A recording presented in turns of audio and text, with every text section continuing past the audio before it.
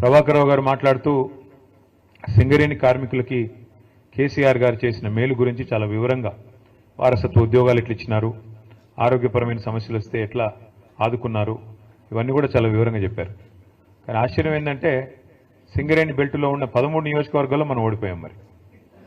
మరి ఎక్కడ తేడా వచ్చింది, ఎక్కడ ఎందుకు మరి టీబీజీకేఎస్కి పార్టీకి ఎక్కడ శృతి కుదరలేదు, ఇది కొద్దిగా లోతుగా అధ్యయనం చేయాల్సిన అవసరం. ఎందుకంటే అక్కడ పైన తూర్పు ఆదిలాబాద్ జిల్లాలో ఉండే బెల్లంపల్లి, చెన్నూరు, మంచిర్యాల, అలాగే కిందికి వస్తే ఇంకా మొత్తం గోదావరిలో రామగుండం, ఆ తర్వాత కిందికి మంతిని, తర్వాత మళ్ళీ భూపాలపల్లి, అక్కడి నుంచి మళ్ళీ చివరికి ఇల్లెందు, మనుగూరు, కింది దాకా సత్తుపల్లి దాకా, కొత్తగూడెం దాకా మొత్తానికి మొత్తం ఒక్కటంటే ఒక్క సీట్లో కూడా 13 సీట్లుంటే గోదావరి పరివాహక ప్రాంతంలో మీ బొగ్గుగని విస్తరించున్న ప్రాంతంలో ఒక్క సీట్లో కూడా మరి మనం గెలవలేదు.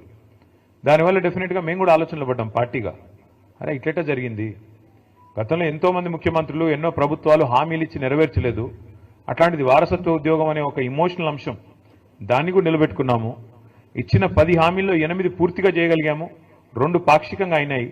అయినప్పటికీ మరి కార్మికులు ఈ రకంగా ఎందుకు మనకు మద్దతు పలకలేదు అనే ఒక ఆలోచన మాత్రం పార్టీలో ఆనాడు కలిగింది.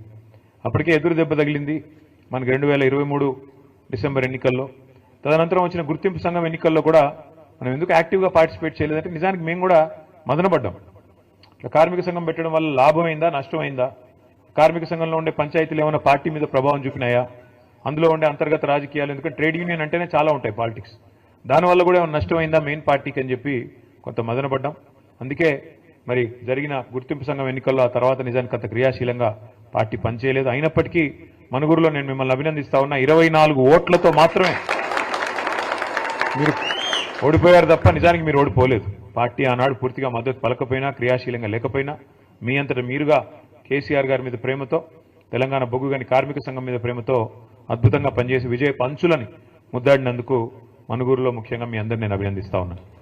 అయితే ఈ రోజున్న పరిస్థితి సరిగ్గా 21 నెలలు, మరి దాదాపు ఇంకో 2 రోజులు అయితే ఇంకో 7వ తారీఖు వచ్చిందంటే ఈ ప్రభుత్వం వచ్చి 21 నెలలు దాటి 22 నెలల్లోకి అడుగు పెడుతుంది. ఏం జరిగింది అని ఒకసారి ఆలోచించుకుంటే 21-22 నెలల్లో తెలంగాణలో